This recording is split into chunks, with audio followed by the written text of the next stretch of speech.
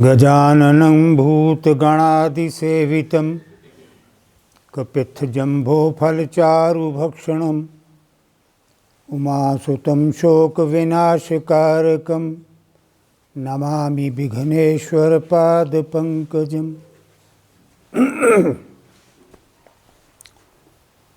ये जो मानव समाज है, ये रीति और नीति से चलता है।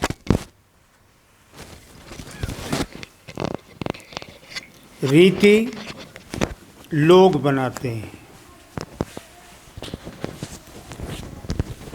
नीति शासक बनाता है।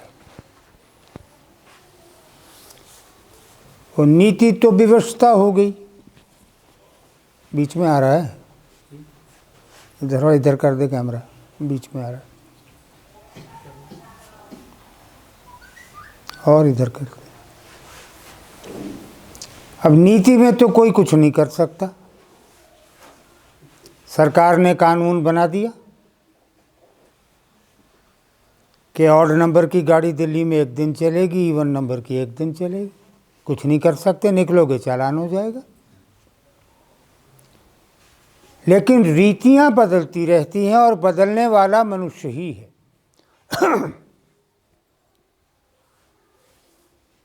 कितनी रीतियां बदली। पहले गांव में बेटी की शादी होती थी तो किसी घर में दही नहीं जमता था, सारा दूध लड़की वाले के घर जाता था, बारात को पिलाना होता था। अब ये रीति खत्म हो चुकी। रीतियों के बनाने का, बदलने का कारण मनुष्य की सोच का बदलना है। सोच बदलती है आवश्यकताओं के अनुसार। लेकिन जो समझने वाली बात है वो ये कि इस सब के पीछे जो नियंत्रण हो रहा है वो प्रकृति कर रही है। सोच का बदलना, सोच का बिगड़ना, सोच का संवरना, सोच का बनना, ये सब प्रकृति कर रही है। लोग प्रकृति को नहीं देखते, समाज को देखते रहते हैं। मैं चाहता हूं तुम प्रकृति जो रोल प्ले कर रही है उसको समझो, उसको देखो। ये तो हमने देख लिया कि मानव समाज में बिना कपड़ों के घर से नहीं निकला जाता। कोई नहीं निकलता, दुनिया के किसी देश में नहीं निकलता। इसका कानून कोई नहीं है, नीति नहीं। तुम अगर घर से सारे कपड़े उतार के बाहर निकल आओ तो तुम्हारा चालान नहीं हो सकता, दंड नहीं मिल सकता। लेकिन निकलते नहीं, क्योंकि समाज की रीति तुम देख रहे हो।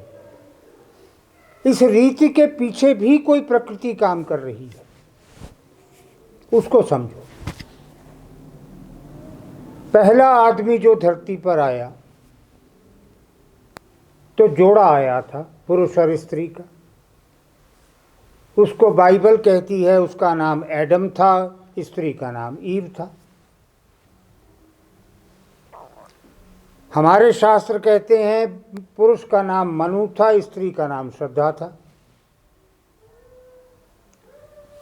इस्लाम कहता है पुरुष का नाम आदम था, स्त्री का नाम हव्वा था। तो नाम जो भी हों, लेकिन उतरा तो जोड़ा। हाँ, उस जोड़े को उतारने के पीछे जो भी सृष्टि रही हो, जो भी प्रकृति रही हो, उसने उनके अंदर काम की भावना दे के भेजा। तो उनके संयोग से संतान उत्पन्न हुई और संतान में फिर काम भावना दे दी प्रकृति ने। संतान ने और संतान पैदा की। तो पहली संतान तो ब्रह्म की थी और दूसरी संतान आदम और हव्वा या मनु और श्रद्धा के बच्चों की थी। तो तीसरी संतान तो सगे भाई बहन की थी।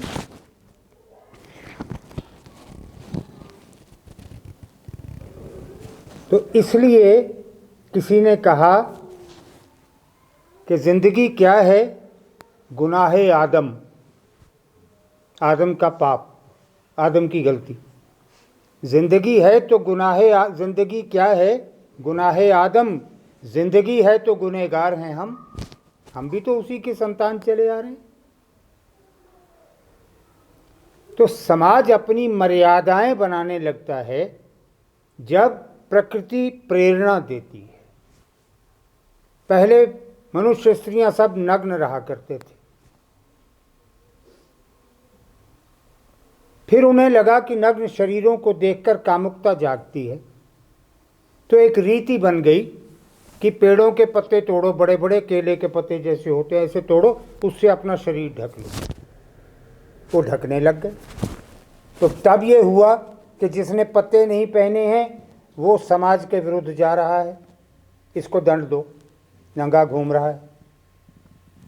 फिर जब खेतीबाड़ी आ गई, कपास उगी, कपास से धुन के धागे बने, फिर धागों से कपड़ा बना, तो पेड़ों के पत्ते छोड़ दिए और कपास के बने हुए कपड़े पहनने लगे। इस सब के पीछे काम क्या कर रहा है? मनुष्य नहीं कर रहा है, प्रकृति कर रही है। प्रकृति ने चेतना दी, खेती की चेतना दी, और जो कपास उगी उसका पहला बीज कहाँ से आया? कहीं से तो आया ना। तो जब ब्रह्म ने सृष्टि बनाई तो उसमें हर चीज़ डाल दी और हर चीज़ का बीज उसके अंदर डाल दिया। अब लोग बात करते हैं, पहले बताइए जी पहले मुर्गी आई कि अंडा? हम कहते हैं दोनों इकट्ठे आए थे। एक मुर्गी भेजी, साथ में अंडा भेज दिया प्रकृति ने। वो अंडा जब फटा और उसमें से चूजा निकला, वो मेल था, पुरुष था, तो मुर्गी तो आई गई थी। तो मेल का बीज लेके एक अंडा साथ में आ गया था, दोनों इकट्ठे आ गए। अब अगर वो एक मुर्गी भेज सकता है तो अंडा नहीं भेज सकता। तो उसने कहीं उगा दिया एक पौधा जिसको फूल लगा कपास का। उस फूल को मानव ने तोड़ा, देखा, खोला, उसको लगा कि ये तो खींच सकता है, तो खींच के उसका धागा बना लिया। फिर जब धागे हो गए तो देखा कि वस्त्र बन सकता है। अगर बहुत से धागे इकट्ठे कर दिए जाएं तो फिर ये पत्ते ढूंढते जो फिरते हैं पेड़ों के, इसकी बजाय इसको धारण कर। तो पहले जब अनाज उगता ही नहीं था, खेती बाड़ी थी ही नहीं, तो क्या खाते थे लोग? कंदमूल। पेड़ों पे जो फल लग गए वो खा लिए, पत्ते खा लिए, घास खा ली, या जानवर मारा खा लिया। ये अहिंसा परमो धर्मा कब आया? जब अनाज मिल गया। जब तक अनाज नहीं था तब तक पशु ही भोजन था, पक्षी ही भोजन था, मारा खा लिया। तो प्रकृति जैसे जैसे विकास कराती गई वैसे वैसे समाज का निर्माण होता गया। और जिनको आजकल लोग धर्म कह रहे हैं, ये धर्म नहीं है। हिंदू धर्म, इस्लाम धर्म, ईसाई धर्म, सिख धर्म, कोई धर्म नहीं है। ये सब मत हैं, विचार हैं। हिंदुओं का विचार है कि 24 अवतार हुए हैं, उनकी पूजा करो, अर्घ दो, मंदिर जाओ, मूर्तियों को प्रणाम करो, व्रत रखो, तीर्थ करो, ये करो, वो करो। ये उनका मत है। मुसलमानों का मत है कि मोहम्मद के बाद कोई पैगंबर आएगा ही नहीं, और मोहम्मद ने जो कुरान में कह दिया उसके बाहर सोचना ही नहीं, देखना ही नहीं। ईसाइयों ने कह दिया ईसा मसीह परमात्मा का पुत्र है। ये किसी औरत ने इसको जन्म नहीं दिया, परमात्मा ने जन्म दिया है। तो इसी को मना लो तो परमात्मा मान जाएगा। मत है। सिखों ने कहा ये जो पवित्र ग्रंथ है ये 10 गुरुओं की देह है, शरीर है 10 गुरुओं का। उन्होंने ये मान लिया। तो ये सब विचार है, मत है। धर्म क्या है? धर्मो धारयति प्रजा। धर्म है जैसे लोग व्यवहार करते हैं।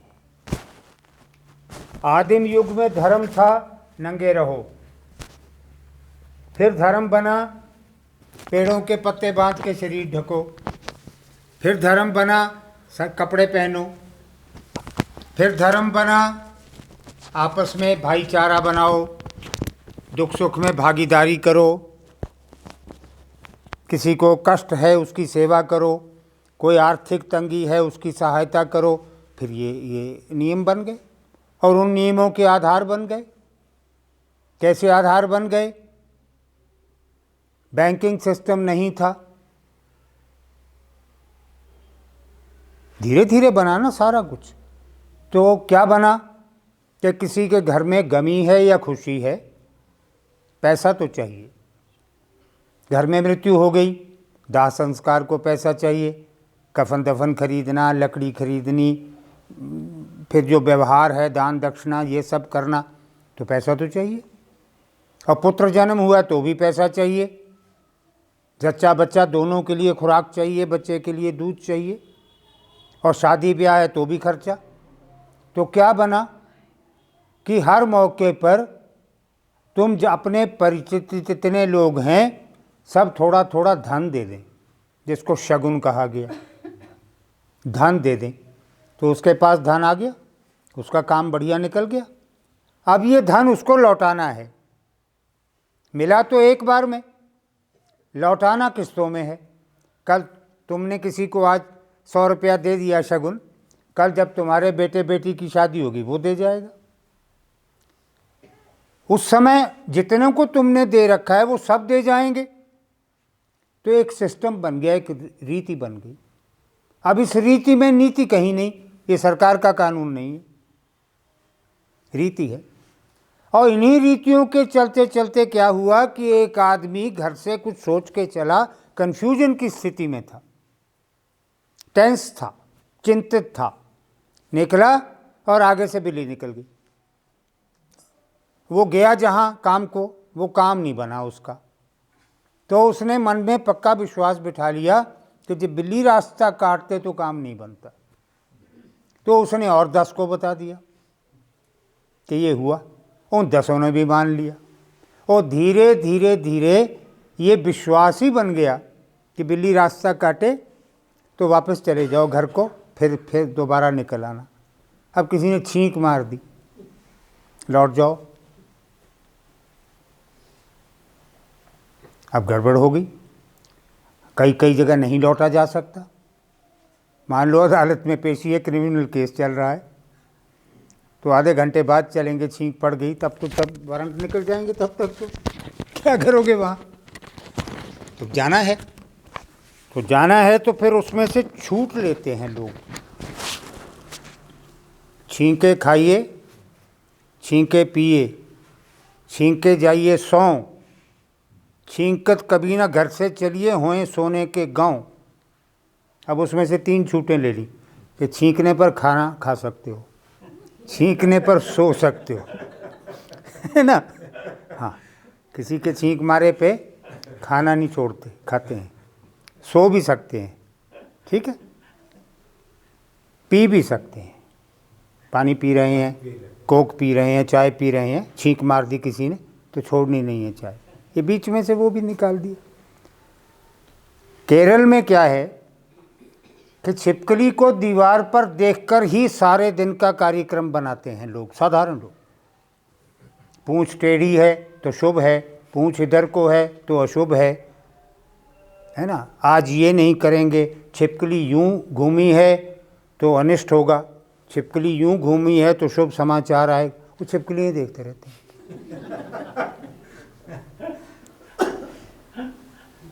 ये नहीं देखते कि जो कुछ हम परसीव कर रहे हैं, जो कुछ हम निष्कर्ष निकाल रहे हैं, वो तो हमारी बुद्धि का खेल है। किसी वहम में नहीं पड़ो, ये सारी कहानी इसलिए सुना रहा हूं। किसी वहम में नहीं पड़ो, कोई अपशकुन होता ही नहीं है। कोई दिन दुर्दिन नहीं, कोई नहीं शुभ योग, अपना अपना कर्म फल भोग रहे सब लोग। तुम्हारे जीवन का 50% प्रारब्ध है, जिसका भुगतान होना ही होना है। उसमें तुम्हारे हाथ में कोई शक्ति नहीं है जो उसको रोक ले। 50% तुम्हारे पास है, उसको अपने विवेक से उसका प्रयोग करो।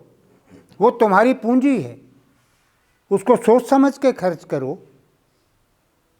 ये जो सारी चिंताएं, मैं बहुत देखता हूँ, सपना आ गया रात को, सपने में सांप दिख गया, बड़ी गड़बड़ हो गई, अब क्या होगा। और पूछते हैं किसी से, इसका उपाय बताओ। वो भला सांप आया ही नहीं था सांप तो तेरे कहीं अनकॉन्शियस में पड़ा था जो आ गया। होता क्या है, जब हम सोते हैं, तुम सबके पास जो मन है उसकी 3 परतें हैं।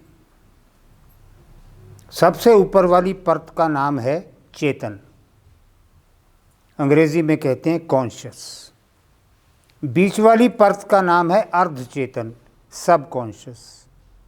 नीचे वाली परत का नाम है अचेतन, अनकॉन्शियस। साधारण प्रक्रिया क्या है कि जो कुछ हम देखते हैं, सुनते हैं, पढ़ते हैं, वो सारा हमारे अचेतन में जाता रहता है। अब मेरी बात सुन रहे हो, तुम्हारे अचेतन में जा रही है। तुमने बाहर देखा, कोई कार देखी, कोई ट्रेन देखी, कोई बस देखी, कोई एरोप्लेन देखा, ये सब अचेतन में जा रहा है। किताब में पढ़ा, कोई किसी राजे महाराजे की कहानी पढ़ी, किसी ऋषि मुनि की कहानी पढ़ी, किसी जंगल की कहानी पढ़ी, वो सब अचेतन में गया। अचेतन में गया हुआ जो कुछ भी है, उसका बड़ा हिस्सा, मान लो 75%, वो ऑटोमेटिकली नष्ट होता रहता है। जो बच जाता है वो धीरे धीरे ऊपर को उठता रहता है और नीचे से और ऐड होता रहता है। तो जो ऊपर उठ जाता है वो अर्ध चेतन में आ जाता है। अर्ध चेतन में भी बहुत कुछ मर जाता है, जो बचता है वो चेतन में आ जाता है। तो जब अर्ध चेतन में पड़ा होता है तो उसको अगर हम, अचेतन का तो हम देख ही नहीं सकते, अर्ध चेतन का देख सकते हैं। तो अर्ध चेतन में जब पड़ा होता है तो कई बार हमें ज़रूरत पड़ती है तो हम उसको खींच के निकालने की कोशिश करते हैं। कैसे? रुको रुको, मुझे याद आ रहा है उसका नाम, मुझे पता है नाम, याद करने दो, याद करने दो। करते हो ना ये, अब अर्ध चेतन से खींच रहे हो, उसका नाम पड़ा है यहाँ और तुम्हें पक्का पता है कि यहाँ पड़ा है। नहीं, मुझे डेट भी याद है, मैं बताता हूँ और तुम्हें याद भी आ जाती है, लेकिन थोड़ा एग्जर्ट करने के बाद याद आती है, क्योंकि यहाँ से तुमने खींच के बाहर निकाला है। आज जब चेतन में आ जाता है तो फिर सोचने की ज़रूरत नहीं। पता है, तुमको पता है 2 और 2 4 होते हैं, 2 और 3 5 होते हैं। ये चेतन में है तुम्हारे, इसलिए यहाँ सोचना नहीं है। तुम्हें पता है ये मेरा मित्र है, ये मेरा भाई है, ये मेरी बेटी है, ये मेरी पत्नी है, ये मेरा पति है, तुम्हें पता है, ये चेतन में। तो अब जब हम सो जाते हैं तो ये तीनों परतें खुल जाती हैं। ये प्रकृति का नियम है। जब जाग जाएंगे बंद हो जाएंगी। जब तीनों परतें खुल गईं तो कोई ना कोई चीज़ जो अचेतन में पड़ी हुई थी वो तुम्हारी नींद में प्रोजेक्ट हो जाती है। तुमने सपने में राजा देखा, जीवन में तो देखा ही नहीं, होते ही नहीं राजे। तुमने मुकुट देखा, होते ही नहीं मुकुट, तो फोटो देखे हुए थे तुमने किताबों में। तुमने शेर देखा, तुमने सांप देखा, तुमने राजा रानी देखे, तुमने ऋषि मुनि देखे, सपने में देख रहे हो, क्योंकि यहाँ पड़े हैं अचेतन। यहाँ कहाँ से आए? किताबों से आए, फोटो से आए, फिल्मों से आए, टीवी से आए, अखबारों से आए, कहानियों में सुने, कानों से आए, ये सब यहाँ था, वो आ गया। जब तुम्हारी आँख खुली, अब पूरा सपना चल रहा है, राजा और रानी चले आ रहे हैं, रथ पे बैठे हैं, आगे घोड़े हैं, पीछे हाथी हैं, वो सब देख रहे हो। जहाँ आँख खुली वहीं जुलूस बंद। जहाँ आँख, सपना कितना ही चल लिया हो, जब तुम्हारी आँख खुली वो बंद हो जाती है, क्योंकि अचेतन की परत तुम्हारी आँख खुलते ही बंद हो जाती है। तो इसलिए कोई स्वप्न का महत्व नहीं है। कैसा ही सपना आ जाए उसको एंजॉय करो, क्योंकि वो तुम्हारे अंदर पड़ा हुआ है। उसका फल नहीं पूछा करते लोगों से। लोग पंडितों से जाके पूछते हैं, कल ये सपना देखा जी, इसका फल बताना, और वो बता देता है और फिर उसकी फीस लेता है। पहले बताने की फीस लेता है, फिर उपाय करने की फीस लेता है। तो ये मूर्ख मत बनो। इसलिए तुम्हें समझा रहे हैं कि सपने का महत्व कोई नहीं है। सपना तुम्हारे अचेतन में पड़ा होता है, वही आता है और वो अचेतन में लौट जाता है। अचेतन में अपने समय के साथ साथ उसको समाप्त हो जाना है। यही ये बिल्ली के रास्ता काटने से लेके मरी हुई चिड़िया देखने तक और कबूतर देखने तक का भी भ्रम निकाल दो, कुछ नहीं होता। केवल एक चीज से बचो, वो तंत्र है। जहाँ कहीं टूना टमाना पड़ा है उसके दाएं बाएं से निकल जाओ, ऊपर से मत ले, क्योंकि प्रकृति के साथ छेड़छाड़ करने वाला तांत्रिक होता है। और तांत्रिक भटकती हुई आत्माओं में से दुष्ट आत्माएं ढूंढकर, आत्मा कोई दुष्ट नहीं होती, आत्मा के कर्म दुष्ट होते हैं। जो शरीर के कर्म हैं वो आत्मा अपने साथ लेकर निकलती है, इसलिए उसको दुष्ट आत्मा कहा ऋषियों ने। दुष्ट आत्मा, ईवल सोल जिसको कहते हैं, उसकी ईविल एनर्जी, नकारात्मक ऊर्जा लेकर के कोई ना कोई चीज़ बनाता है जिससे किसी की हानि हो सकती है। उससे नहीं निकलो, दाएं बाएं से निकल जाओ। और अगर घर के बाहर कोई कर आ जाए तो सबसे पहले पानी मार दो उस पर, क्योंकि पानी का स्पर्श जो है वो आत्माओं को आकाश में भेजता है, नीचे नहीं रखता है। बाकी भ्रम त्यागो। अब एक आम धारणा बनी हुई है कि गंगा में नहाने से पाप कट जाते हैं, तो फिर तो बहुत आसान काम है। यहाँ चोरी करो, हरिद्वार जाके नहाओ। यहाँ मर्डर करो, हरिद्वार जाके नहाओ। और जो हरिद्वार में रहते हैं उनको तो जाना भी कहीं नहीं, इधर मर्डर किया उधर डुबकी मारी, तो पाप तो कट गए। ऐसा नहीं, ये विचार ही मूर्खता का विचार है। गंगा पवित्र क्यों है? क्योंकि गंगा की मिनरल क्वालिटीज़ दुनिया की किसी नदी में नहीं है। ये जिन जिन पहाड़ों से निकल के आती है, जो जो द्रव्य लेके आती है अपने पानी में, वो दुनिया की किसी नदी में नहीं है। भारत में भी सैकड़ों नदियाँ हैं, भारत की किसी दूसरी नदी में भी नहीं। उसकी पहचान क्या है कि तुम किसी नदी का पानी एक हफ्ता बोतल में बंद कर लो, बास मारेगा। गंगा का 20 साल रखे रखो, बास नहीं मारेगा। पवित्र का पवित्र रहेगा, शुद्ध का शुद्ध रहेगा, क्योंकि उसमें मिनरल क्वालिटी ऐसी है। तो ये मानकर नहाओ जाके गंगा में कि हमें मिनरल क्वालिटी वाले पानी से आज अपना शरीर धोना है। ये मत करो कि मैया है वो, मैया तो सारी ही हैं। गंगा मैया वाली कहानी में तुम्हें मना कर रहा हूँ। गंगा का अर्थ समझो। फिर अगर तार्किक है, अगर तुम्हें लॉजिक उसमें कोई नज़र आता है तो 10 बार नहाओ जाके, कोई हानि नहीं है। तो मैं चाहता ये हूँ कि तुम लोग भ्रमों में नहीं जियो, तुम लोग किसी वहम का शिकार नहीं बनो, सुपरस्टिशंस का शिकार नहीं बनो। आंखें खोल के जियो। जो समझ में आ रहा है वो करो, जो समझ में नहीं आ रहा है वो किसी के कहने से या लोग ऐसा करते हैं तो हम भी कर लें, वो नहीं करो, क्योंकि तुम चेतन रूप में जीना चाहते हो।